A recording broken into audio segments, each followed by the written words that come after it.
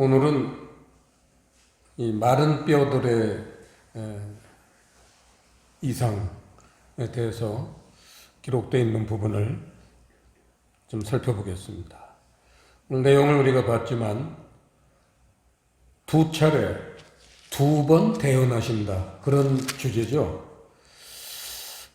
두 번 말씀하신다. 똑같은 얘기입니다.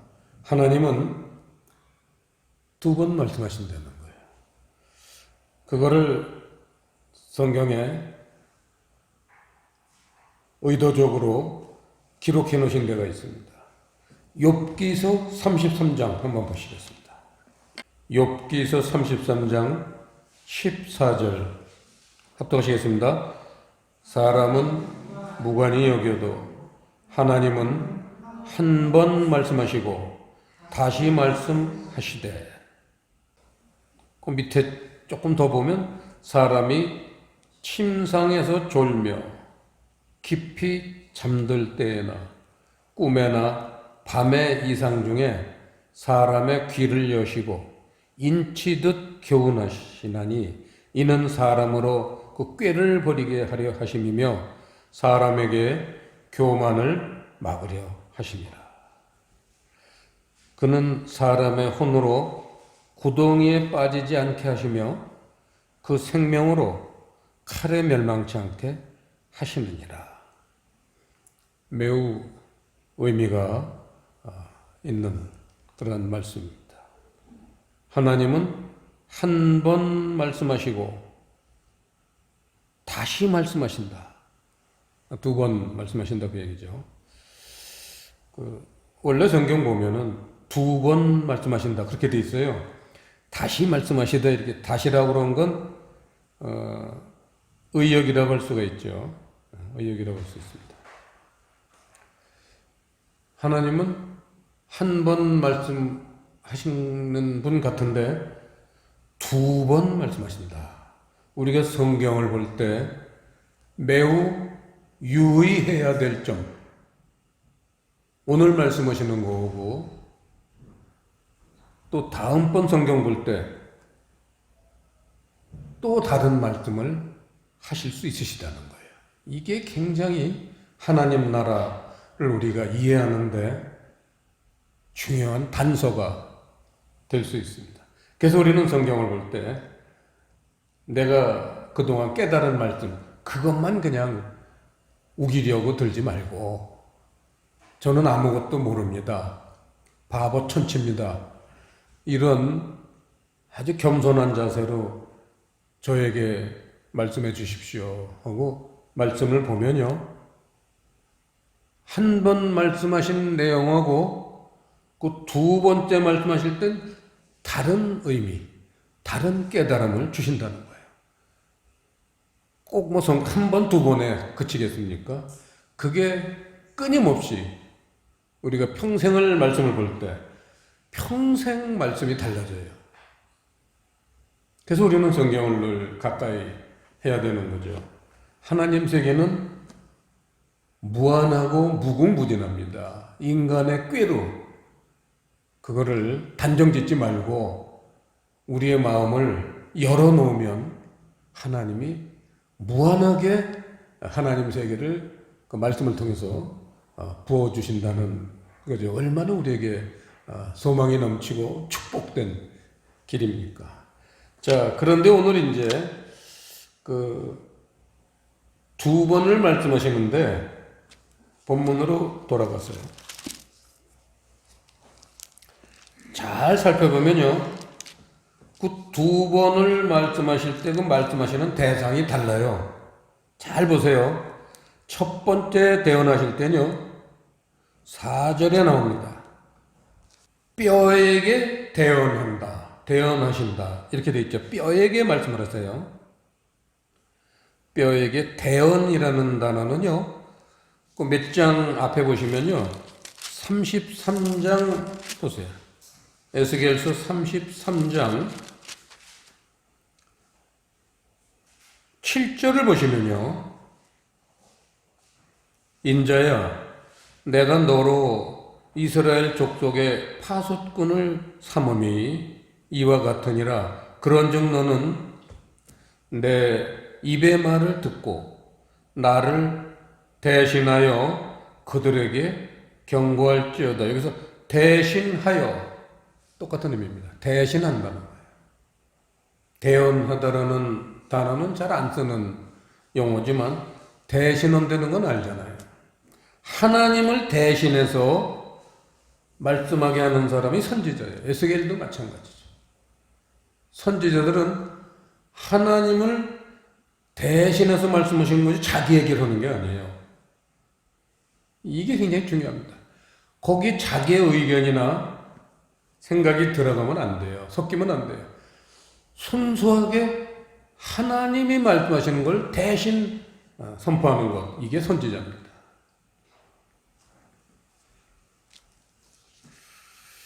자, 두 번째 대언은 9절에 나옵니다. 9절에 보시면요. 생계를 향하여 대언하라.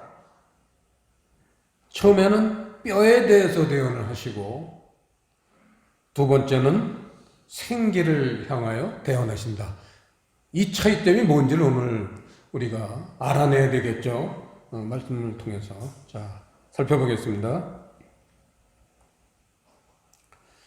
자, 11절에 보시면요. 이 뼈들은 이스라엘 온 족속이라 그랬어요. 이스라엘 사람들을 여기서 뼈라고 표현을 했는데 아까 4절에 나왔지만 마른 뼈라는 거예요. 뼈는 뼈인데 이 마른 뼈 같은 그러한 모습이 이스라엘 사람들 여러분 잘 아시지만 에스겔서 좀 우리가 선지 시대를 보면은 이스라엘 사람들이 그동안 잘못도 많이 범하고 살지만 얼마나 하나님을 열심히 믿는 유일한 민족이었죠, 그 당시에. 하나님을 믿는 유일한 민족이 이스라엘 사람들입니다. 그런데 마른 뼈 같다는 겁니다. 자, 뼈라는 건 말씀이에요. 말씀을 가진 자를 뼈라고 그래요. 근데 마른 뼈라는 거예요. 말라 빠진 말씀을 갖고 있다는 거예요. 이게 오늘날 우리 교회들하고 매우 비슷한 모습입니다. 말라 빠진 말씀은요, 영양가가 없어요. 말라 빠진 거. 그러니까 그냥 뼈만 있는 거예요. 그야말로. 그래서 6절에 보시면 거기 힘줄을 두고 살을 입히고 가죽으로 덮고 그 말라 빠진 뼈다구 가지고는요 교회에 꽉 차게 신앙생활 하더라도 변화가 없다는 거죠. 이 중요한 거예요. 변화가 없는 삶. 그래서 6절에 보시면 너희 속에 생기를 두신다 그랬어요. 생기를 두신다. 너희 속에 생기를 두리니 너희가 살리라. 그러면 너희가 살리라 하기 전에는 죽었다는 거죠. 이거예요. 그러니까 산다는 표현이 두 번 나옵니다. 오늘 마른 뼈들에게 대언할 때도 살려주시고 또 생기를 향하여 대언하실 때도 또 그때도 산다고 그랬어요. 두 번 사는 게 뭐냐, 이게 오늘 우리 믿음 생활하는 사람들에게 최대의 궁금증이겠죠. 이건 그냥 일반적인 그러한 생각으로는 이거 우리 풀지 못합니다. 성령께서 가르쳐 주시지만 하는 거죠. 두 번 사는 게 뭐냐. 007 두 번 살다도 아닌데 교회를 나오면 두 번 살게 된다. 굉장히 중요한 겁니다. 두 번 산다. 한 번 사는 건 다 살아요. 그건 누구나 살아요. 교회 다니는 사람은 한 번 산다. 그건 여기서 너희 속에 생기를 누리니 너희가 살리라 했으니까요. 예수님을 영접하면 누구든지 다 살아요. 근데 그게 끝까지 발전 없이 그게 해결책이냐? 아니에요. 왜냐하면 우편강도 생각해 보세요. 십자가에서 예수님을 영접했습니다. 그런데 예수님은 그 우편강도에게 천국을 간다든지 영생을 누린다든지 그런 약속 안 하셨어요. 딱 한마디만 했어요. 내가 나와 함께 오늘 낙원에 있으리라. 파라다이스. 천국은 아닌 거예요. 이게 이제 우리 영적인 세계에 아주 신비하고 비밀스러운 건데 이 성경엔 정확하게 기록을 안 하시고 계시기 때문에 제가 함부로 이렇게 쉽게 말씀은 안 드리겠습니다. 우편강도는 예수님을 영접했지만 낙원엔 갔어요. 그래서 산 거예요. 살았으니까 낙원에 갈 수 있겠죠. 죽은 자는 낙원에 못 가요. 근데 8절에 보시면요. 이 사람을 살려주시긴 했는데 8절에 보시면 내가 또 보니 그 뼈에 힘줄이 생기고 살이 오르며 그 위에 가죽이 덮이나 그 속에 생기는 없더라. 이거예요. 하나님이 살려주시긴 했는데 생기가 없다. 여기다 밑줄을 치시고요. 이 생기라는 단어가 루아흐라는 단어예요. 대문자로 쓰면 성령, 소문자로 쓰면 영입니다. 영. 근데 여기서 생기는 그 속에 생기는 없더라. 뭐 두 가지 다 해당될 수도 있지만 여기서는 성령님을 얘기합니다. 생기. 여기서 말하는 생기는 그래서 성령은 없더라 이거예요. 성령이 없는 자. 자, 성령이 없는 자가 뭐냐? 그 성령이 없는 자, 그 생기는 없더라에다가 유다서 1장 18절에서 19절 이렇게 주석을 다시기 바랍니다. 그리고 찾아보겠습니다. 유다서는 계시록 바로 앞장에 있는 책입니다. 그래서 유다서와 계시록을 합쳐서 심판의 책인데 유다서는 과거와 현재에 대한 심판이고 계시록은 장래의 심판입니다. 종말의 심판.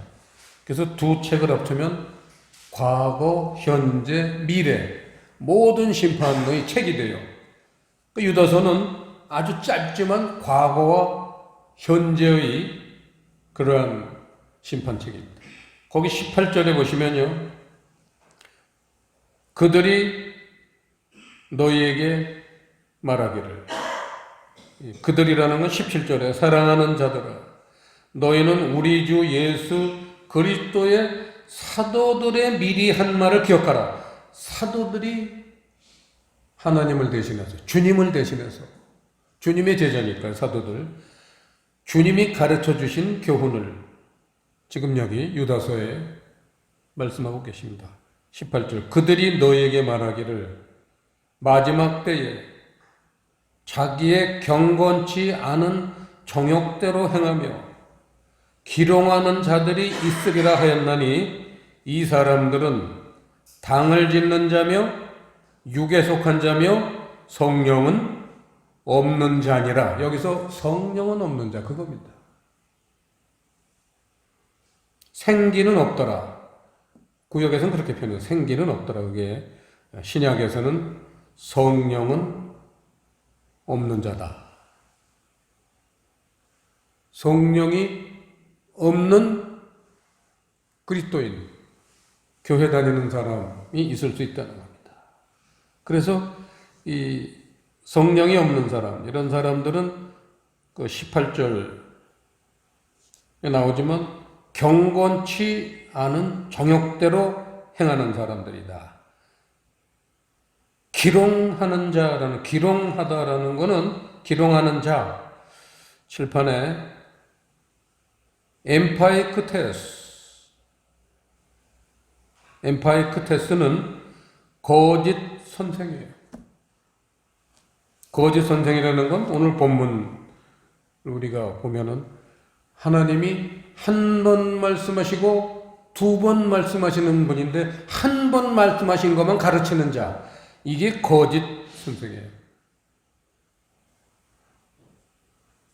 한 번 말씀하시고 두 번 말씀하시는 것까지도 사람들에게 전해야 될 의무가 있는 게 목사님이에요.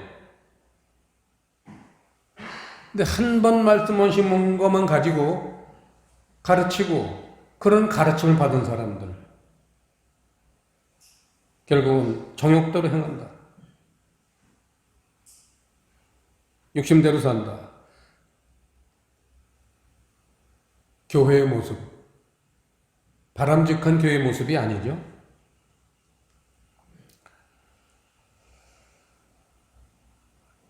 자,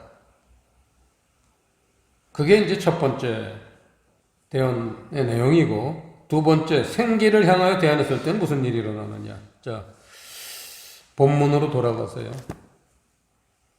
생기를 향하여 대언하라. 9절에 여기서 생기라는 단어는 똑같은 아까 그 5절이나 또 8절에 나왔던 생기, 루아흐와 같은 단어예요.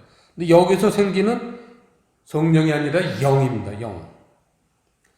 또 내게 이르시되 인제 너는 영을 향하여 대언하라. 그래서 영이 굉장히 우리 신앙생활에 중요한데, 이 영이라는 거는 예수님이 요한복음 6장 63절에서 그 영이 뭔지를 풀어주셨어요. 이게 성경의 아주 비밀 중에 비밀이고 중요한 그런 핵심입니다. 요한복음 6장을 보시죠. 6장 63절 154페이지 살리는 것은 영이니, 이거 영, 이게 루아호인데 여기서 신약 성경이니까 푸뉴마라는 단어를 썼죠. 신약이니까 헬라어. 살리는 것은 영이니, 이 영이라는 게 뭐냐? 살리는 것은 영이니. 지금 요한복음 6장은 말씀에 대한 주제가 말씀이에요.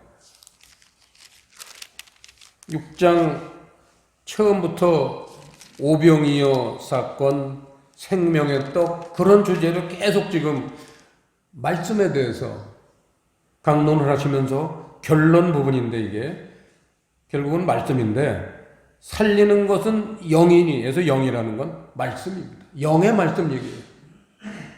왜냐하면 거기 써 있잖아요. 살리는 것은 영이니 육은 무익하니라. 내가 너에게 이른 말이 영이요 그랬대. 이른 말이라는 단어가 흐레마잖아요. 그러니까 살리는 것은 영이니의 영은 흐레마를 지금 대신하는 그런 의미죠. 내가 너에게 이른 말, 이른 레마가 영이요 생명이라. 영이요 생명이라.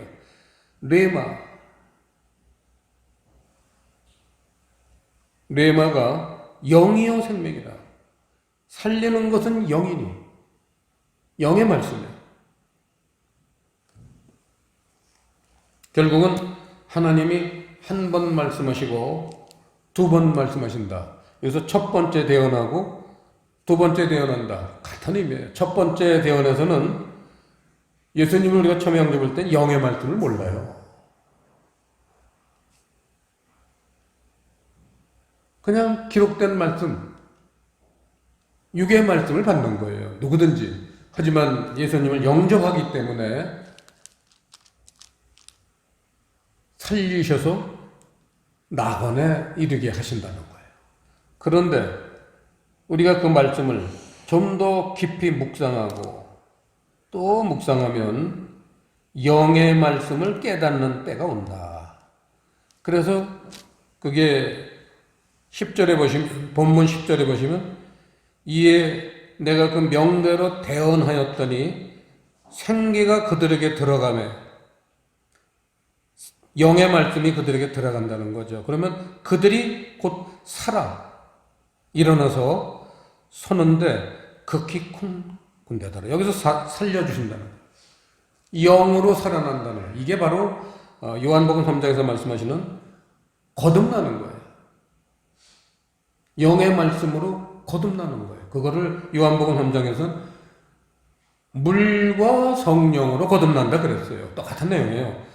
근데 첫 번째 뼈에게 대언할 때는 거듭나진 못한 거예요.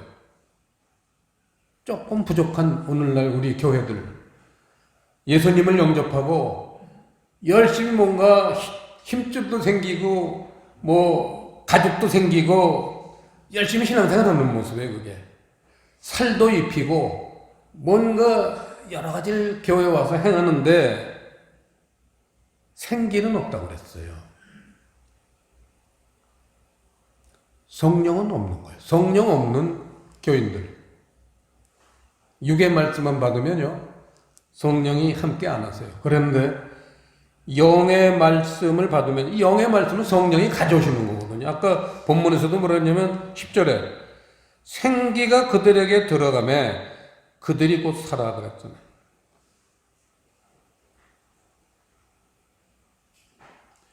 영의 말씀이 들어가매 영의 말씀은 성령이 가져오시는 거거든요.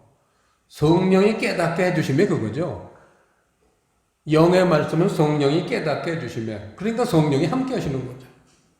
그래서 성령과 함께하는 기독교인 이게 생기에게 대언을 받은 사람들입니다.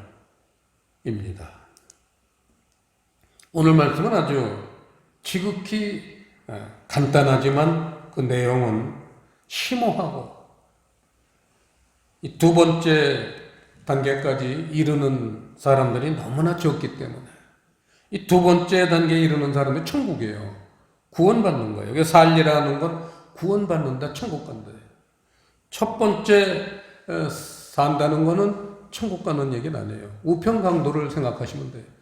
낙원에 이르는 거예요.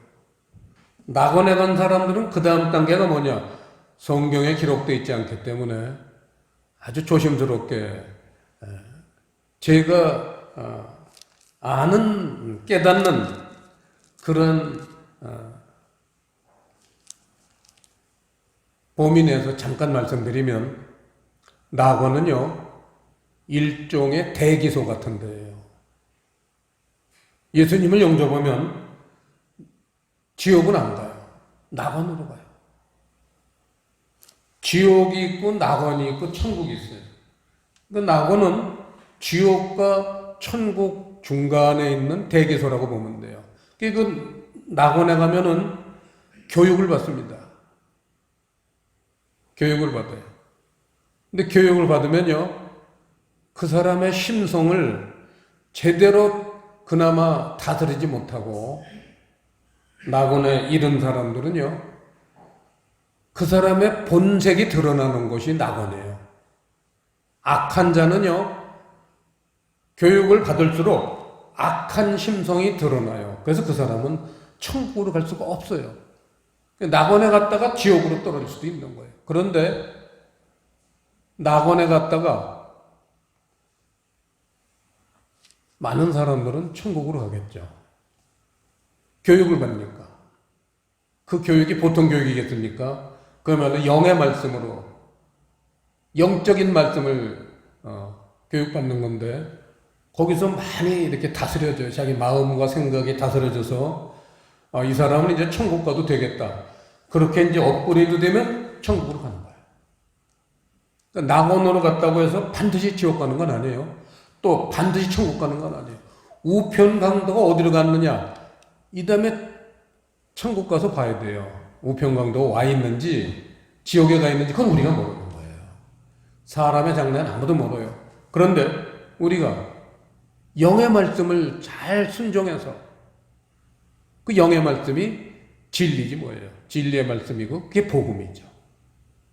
진리의 말씀을 잘 우리가 받아들여서 욥처럼 욥이 정말 그 동남아시아에서 가장 부자라고 그랬잖아요. 거기서 부자는 육신적 부자가 얘기 아니에요. 영적인 부자예요.